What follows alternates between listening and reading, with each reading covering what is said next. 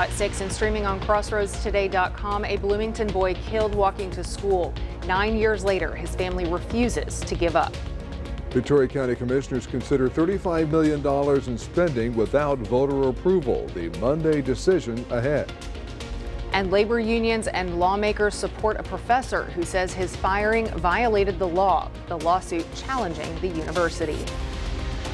Good afternoon, everyone. Lots of sunshine today. The best news, however, is that the north wind has been bringing us lower and lower humidity. That's what's going to make this weekend very special. I'll have your reports coming up in a moment. Now, even though we have week 5 of high school football coming up, we still have some top volleyball matches we're going to highlight here for tonight. I'll tell you about some of those matchups later on. You're watching 25 News Now at 6. Good evening and thank you for joining us. I'm Shauna Curry. And I'm Don Brubaker. Kevin Garza would have been 20 today. Known for his goofy personality, love of breakdancing, and bright smile, he dreamed of becoming a police officer and looked up to John Cena. But on September 27, 2016, Kevin was killed in a hit and run while walking to school in Bloomington. The driver has never been found. His family keeps his memory alive, his mom through a store called Kevin's Closet, and his grandmother standing on Rio Grande every year holding a sign that reads, "Justice for Kevin."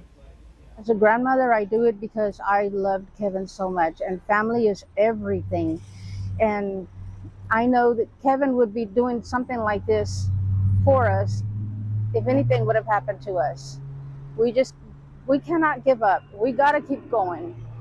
And Kevin always said, never give up. His favorite WWE fighter was always saying that, never give up. 9 years later, Kevin's family is still praying for justice, keeping his memory alive through the love and kindness he shared.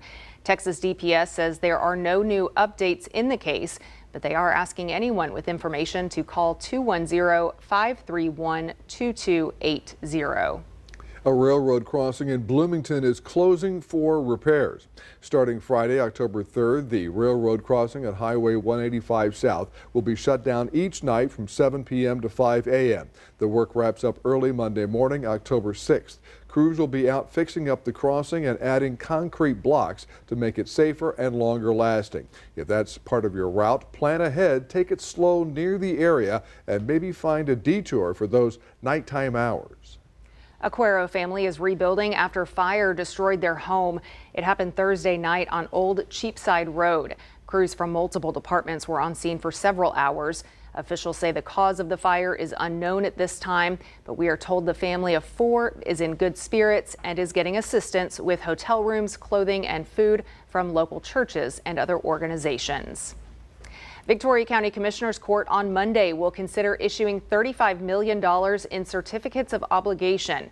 $15 million will be for the ICU expansion project at Citizens Medical Center to be repaid by the hospital. $20 million would be for county improvements. Unlike general obligation bonds, certificates of obligation can be issued without voter approval unless 5% of qualified voters within the jurisdiction petition for an election on the spending in question. Judge Dan Gilliam is seeking re-election at the Republican nomination for County Court at Law number 2. Gilliam has served as a judge in Victoria County for 15 years. His interest in the community stems from constantly improving the safety of children throughout the state and within the juvenile justice system. Gilliam oversees issues such as DWI court and takes part in the advisory committee for the building of Hope Ranch, which helps people who struggle with addiction. With me, you know what you get. I mean, I think that my track record speaks for itself. I feel like I treat people with respect, and that from me they get a well-reasoned and educated decision that considers the facts and the evidence, or facts and the law. The primary election will be March 3rd, 2026. Knowing your neighbors can help reduce crime. That's the idea behind National Night Out. This year, Victoria is celebrating National Night Out on Tuesday, October 7th, with block parties around town. It's a chance to meet your neighbors and the police officers and first responders who help keep our community safe.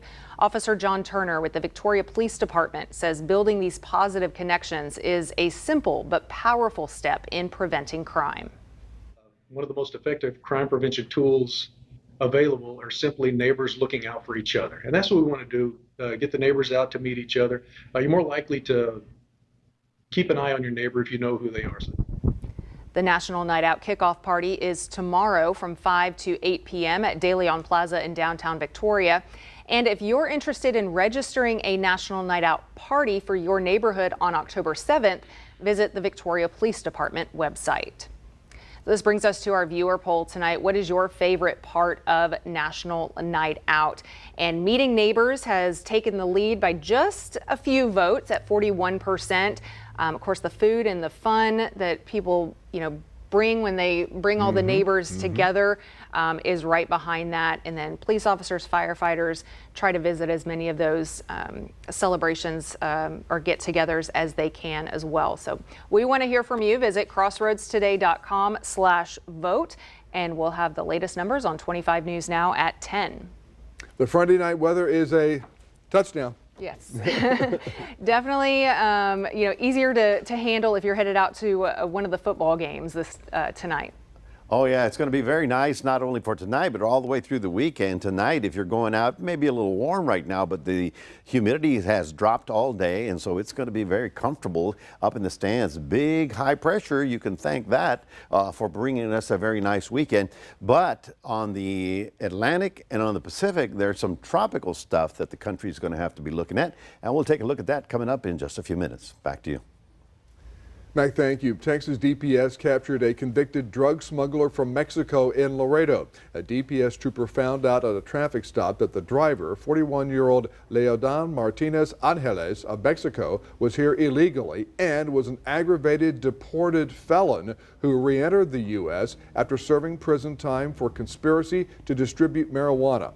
After serving that prison time, Martinez Angeles was released by ICE, removed from the U.S., but he re-entered in 2021. Texas DPS turned him over to Border Patrol. Kerrville is hitting homeowners there with a tax hike after the July 4th floods. The Kerrville City Council voted to raise the property tax rate for fiscal year 2026 by almost 8%. That's the maximum percentage allowed under state law. The increase was approved during a city council meeting that drew angry residents and strong opposition to the tax hike. One resident said at the meeting that the tax increase is a, quote, gut punch, unquote, to the flood victims in Kerrville. A crowd of students gathered to support free speech and a fired Texas State University professor. Here's more from San Marcos. Hands up! In the shadow of the historic Hays County Courthouse, Reinstate Dr. Tom Alter now! labor unions and local lawmakers rallied Thursday in support of Tom Alter, a tenured associate history professor who was fired after video of him speaking at an online socialism conference earlier this month showed him talking about overthrowing the U.S. government. To stand with Tom is to stand against a system that is growing more afraid of its own people by the day. And we will not back down. University leaders said Alter's comments amounted to inciting violence. He and his supporters disagreed. His statement was about the formation of a new political party to improve upon our current system of government. Alter has filed a lawsuit against the university, arguing his termination violated the school's own policies, state and federal law. You are fighting for me. I am fighting for you. We are all fighting for each other. Dr. Greg Andrews, a former Texas State history professor who worked with Alter, calls what happened a travesty and an outrage. It's like the university that I don't recognize anymore under the current administration. And as they protested one firing, they learned of another at Texas State. Katrina Metters says she was fired for a social media post about the student in this incident who was forced to leave the university. Alter calls the firing heart-wrenching. This is an ongoing fight, and it just shows that we must stand up to this to prevent more firings and an erosion of our basic democratic rights. A fight over free speech and due process that Alter says is about much more than just getting his job back. Moments ago, a Hays County judge granted a temporary restraining order. Professor Alter will be reinstated to his job while his lawsuit against Texas State moves forward. Two NASA astronaut candidates have Texas connections. Rebecca Lawler is from Little Elm. That's a suburb of Denton in North Texas. Lawler is an experimental test pilot with more than 2,800 flight hours. Anna Menon of Houston earned her bachelor's degree at TCU, and she worked in mission control at NASA's Johnson Space Center in Houston. The candidates have to do 2 years of training before they're eligible for flight assignments, maybe to Mars. Remember to subscribe to our YouTube channel, Crossroads Today. Hit the like button and click the notification bell. Stay with us. Coming up on 25 News Now at 6, excuse me, I'm getting ahead of myself. James Comey responds to federal charges as President Trump speaks out in the high-stakes legal battle. Also ahead, new data reveals why many Americans worry about their financial future. The economic trends affecting your wallet. Next.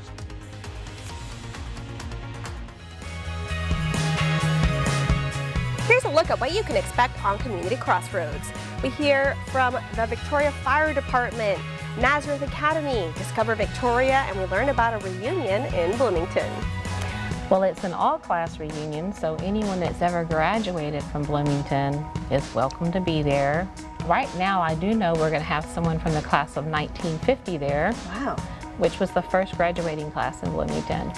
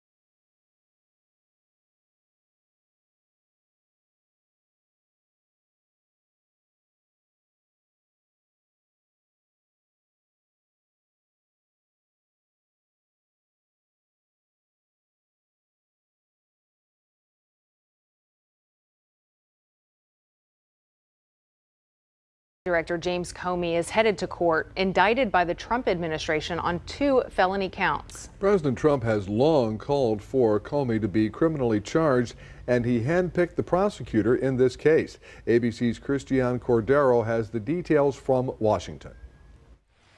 After successfully getting perceived political foe and former FBI Director James Comey indicted, President Trump today said the case now before a judge is not about revenge. This is about justice. He lied. He lied a lot. Comey faces 2 felony counts for allegedly making a false statement to Congress and obstruction of an investigative proceeding before Congress. The charges stem from a September 2020 congressional hearing about Russian interference in the 2016 election. Chairman Grassley asked you point blank, quote, have you ever been an anonymous source in news reports about matters relating to the Trump investigation or the Clinton investigation? You responded under oath, quote, never.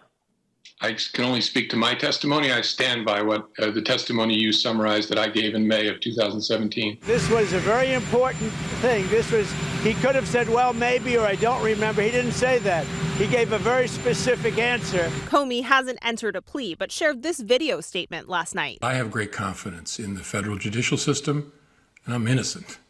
So let's have a trial. And more charges against others could soon follow. Trump pressured the DOJ earlier this week in a social media post addressed to Pam, writing, nothing is being done and justice must be served now, as he listed Senator Adam Schiff, New York Attorney General Letitia James, and James Comey by name. Today, Trump was asked if he had a list of targets and said, it's not a list, but I think there'll be others. I mean, they're corrupt.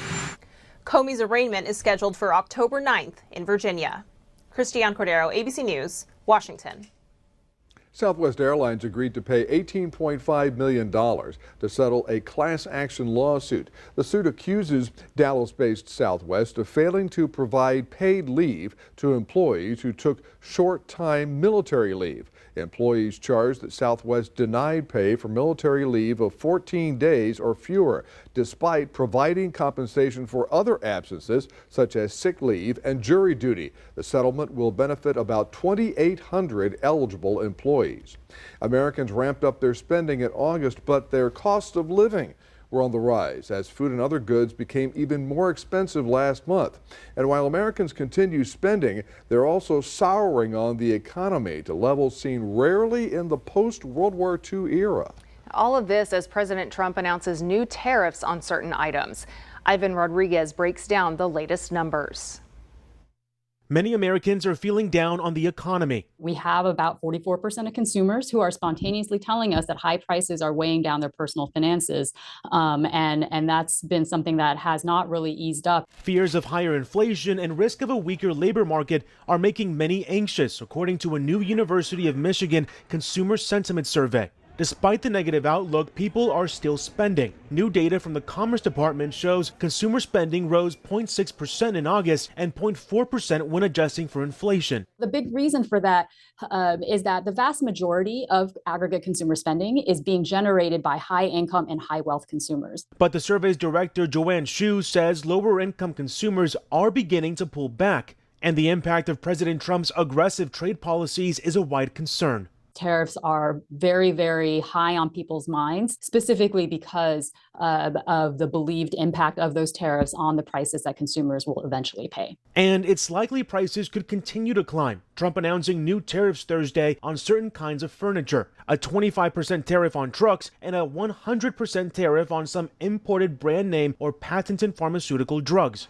American University's Kara Reynolds says these new tariffs could continue to drag consumer sentiment and impact the economy long term. The inflation, fairly weak job numbers, and lower consumer sentiment, I think that has to hit consumer spending soon. If consumers are pulling back, you're going to see that in economic growth. I'm Ivan Rodriguez reporting. In politics today, negativity is a much easier sell than enthusiasm. For the first time in nearly a decade of polling, more than half of Americans say the country's best days are already behind it. 3/4 think the country's political system needs major reforms or a complete overhaul. CNN polling this summer shows when Americans are asked to choose whether the Democrats or the Republicans have the right priorities, the winner is clear: neither. That's the view of 42% of respondents. Well, good afternoon, everybody. We've got some beautiful weather out there for tonight. I know a lot of people are getting ready for some football tonight. We'll talk about that in a minute. Current temperature is 88 degrees, but it's going to drop very nicely because the humidities have lowered. Our high today got up to 90. Our average is 89. No rain, obviously, but what about the weekend? We'll have all that coming up right after this.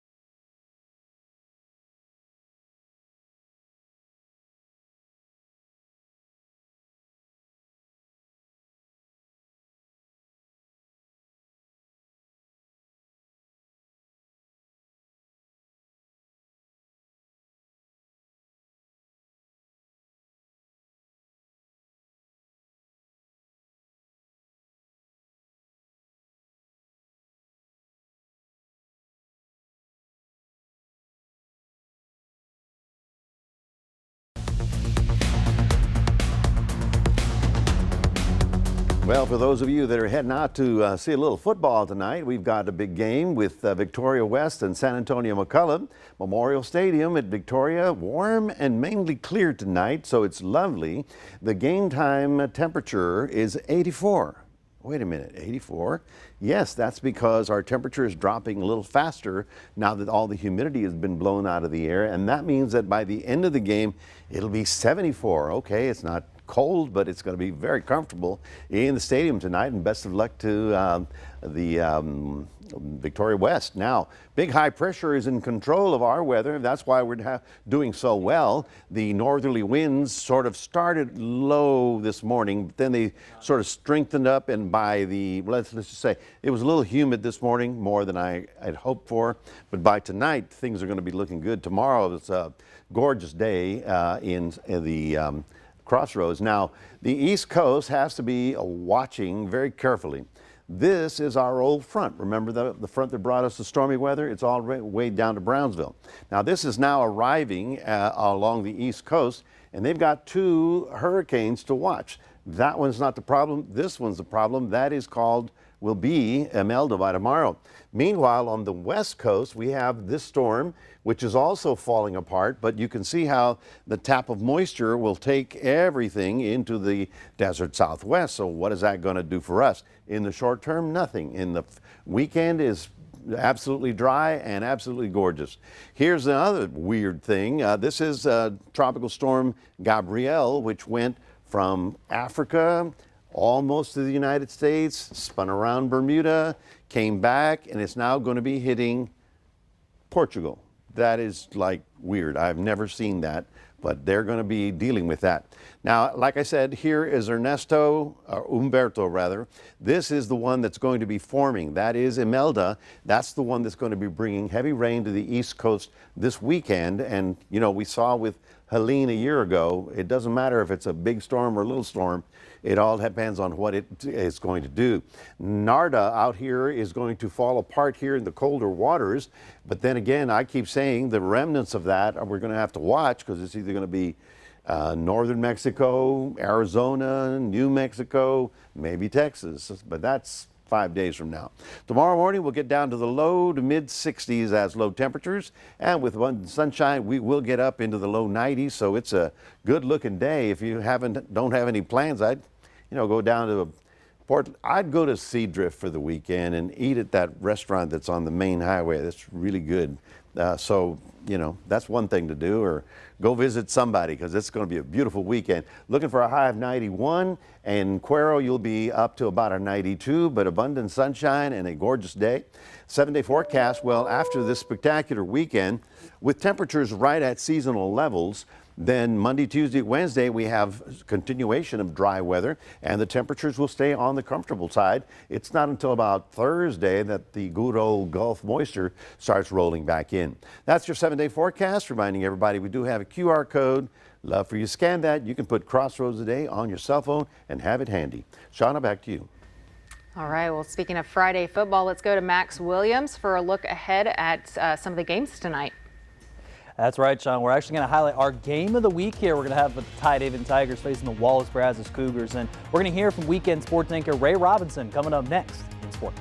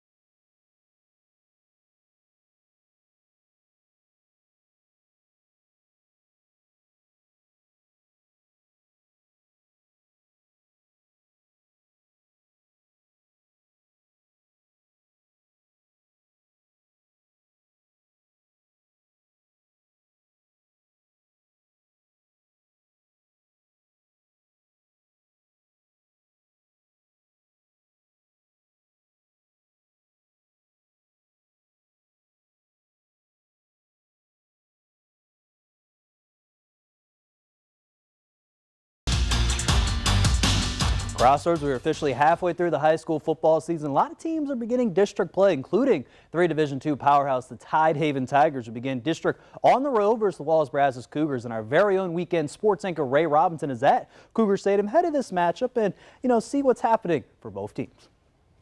Max, I mean, judging by the first couple of weeks here in CFL, the Tidehaven Tigers is a team that's focused and is aiming for the stars. Tonight is another ultimate test for the Tigers, the second game in a row where they are facing an undefeated team in the Brazos Cougars. And like you heard from Coach Lucio, this game could potentially be the district championship. Tidehaven has been a team showing that they can get a job done on both sides of the ball, averaging 45 points a game. And Brazos, a team that's shown that they have an elite rushing offense with players at the helm who are capable with some fast abilities. A game of this magnitude should project both teams' projections as the season gets deeper, but coming up at CFL at our 10:30 newscast. Make sure you tune in as we'll have results and highlights and potentially some words from a coach and a few players. Reporting here at Brazos Cougar Stadium, Ray Robinson, KAVU TV 25 News Now, Sports. All right, thanks, Ray. Can't wait to see how that matchup goes there between both of those teams. Now over to some volleyball action. We got some going over. We're talking about Victoria West and East Volleyball. They're hosting games there against district opponents. Victoria West, who's undefeated right now in district at 5-0. They host Fort Bend Marshall tonight, who is 2-2 in district right now. For West, you got to keep an eye on Emily Parker, who's back there from injury, and Isabella Bazell has been hot on the offensive side. Now for East, they're hosting Lamar Consolidated at home, with East having a 4-1 district record so far, and they're getting big production from offensive star and Cameron King, and then defensive star Addison Temple. And for Lamar, they're currently 16-5 overall. They're 2-2 in record there for district. We're going to have both of those final score updates for you for later. 25 News Now Sports at 10 p.m. The one volleyball game that did finish up, though, was Goliad Tigerettes facing the number 10 ranked team Stockdale Brahmas in district play. And Goliad win this their game in 3 sets, 25-18, 25-11, and then 25-17. They're going to be back to host the Poth Pirates at home there next Tuesday night, starting at 7 p.m. And that's going to do it here in sports. Don, Shauna, back to you. Max, thank you, and we're back in a moment. Six Flags Over Texas makes plans to set world records.